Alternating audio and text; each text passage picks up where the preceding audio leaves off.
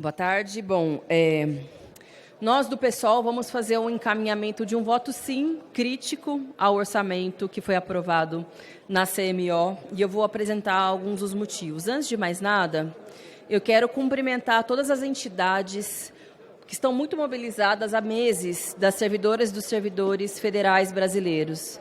Cumprimentar o Andes, Sinasef, a Fazubra, a FENASPES e demais entidades que estiveram por muitos meses pressionando para que finalmente o orçamento pudesse ser aprovado, para que recebessem o justo reajuste salarial. No ano passado foi construída uma greve muito forte, eu pude estar presente em diversas unidades, seja de institutos federais ou de universidades federais.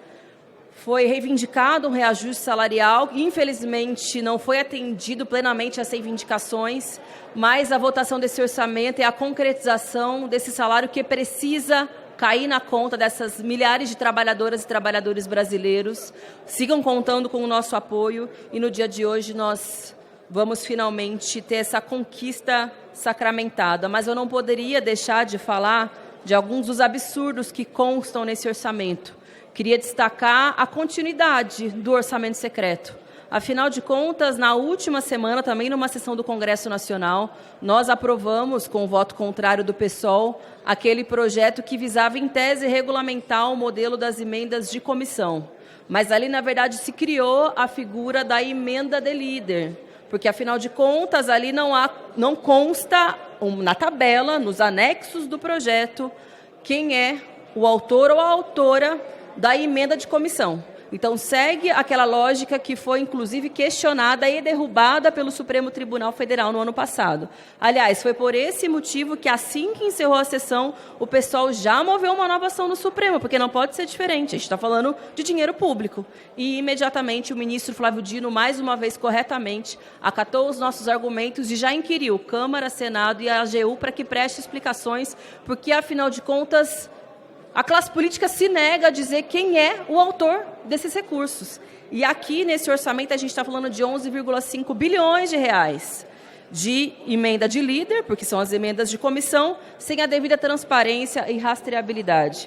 Portanto, fica aqui o nosso registro, que apesar de estamos caminhando favoravelmente, porque diz respeito ao atendimento da reivindicação dos servidores e das servidoras desse país, é necessário que esse destaque seja feito e, infelizmente, nós não conseguimos as assinaturas necessárias para apresentar o destaque, mostrando também a indisposição do Congresso Nacional de dar, de fato, uma transparência para esses recursos, algo que é urgente e clamado pela sociedade brasileira.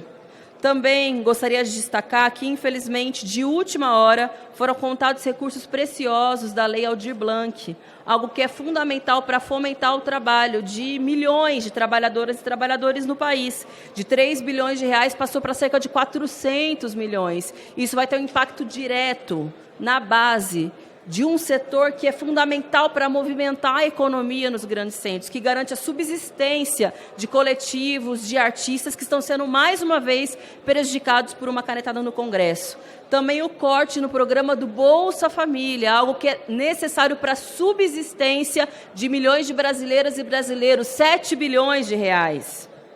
Claro, isso existe por quê? Por causa das regras do arcabouço fiscal, de puxar dali para poder cobrir a colar. Enquanto a gente seguir sob essa lógica fiscalista, reduzindo cada vez mais o orçamento das áreas sociais, não vai ter renda para a população e o nosso país não vai crescer. Mas, ao mesmo tempo, a gente vê que áreas preciosas, que são de ministérios, que são controlados pelo Centrão, preciosas para quem, afinal de contas, ou mesmo do orçamento secreto, segue sem nenhum tipo de ajuste, muito pelo contrário, são cada vez mais beneficiados. Ao mesmo tempo, bom, que ontem teve uma reunião do Banco Central que subiu mais uma vez 1% na taxa de juros, que isso significa 55 bilhões de reais a menos disponíveis para investir nas áreas sociais. Acabou de acontecer isso, ao mesmo tempo que se vota um orçamento que corta diretamente dessas áreas que precisavam ser, na verdade, valorizadas. Assim como do Ministério da Ciência e Tecnologia, assim como no Ministério da Educação, que, apesar de obedecer ao piso constitucional, a educação e a saúde